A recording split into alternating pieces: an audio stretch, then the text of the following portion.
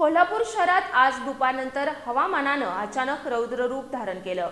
मेघगर्जना, विजांचा कडकडाट आणि जोरदार पावसासह काही भागात गारांचा वर्षाव झाल्यानं नागरिकांची एकच धांदल उडाली।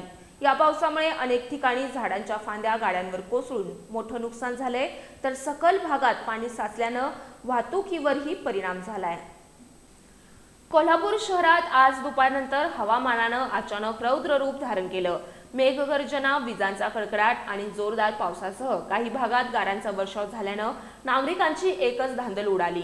दुपारी साधारण 3च्या सुमाराला कोल्हापूर शहरात अचानक वातावरणात बदल झाला आणि मेघगर्जनेसह जोरदार पावसानं हजेरी लावली। तास दीड तास सुरू असलेल्या या मुसळधार पावसामुळे रस्ते पाण्याखाली गेले। सखल भागात मोठ्या प्रमाणात पाणी साचल्यानं वाहनधारकांना अक्षरशः कसरत करत वाहनं चालवावी लागली। काही ठिकाणी जोरदार वाऱ्यासह झाडांच्या फांद्या तुटून गाड्यांवर पडल्यानं नुकसान झालं, तर शहरातील काही भागात गारांचा वर्षावही झाल्याचं पाहायला मिळालं। गेल्या काही दिवसांपासून उष्णतेनं हैराण झालेल्या नागरिकांना या पावसामुळे दिलासा मिळाला असला तरी अचानक आलेल्या या पावसाने जनजीवन काही काळ विस्कळीत झालं। हवामान विभागाच्या अंदाजानुसार पुढील काही दिवस कोल्हापूर जिल्ह्यात वळीव पावसाचा जोर कायम राहण्याची शक्यता आहे।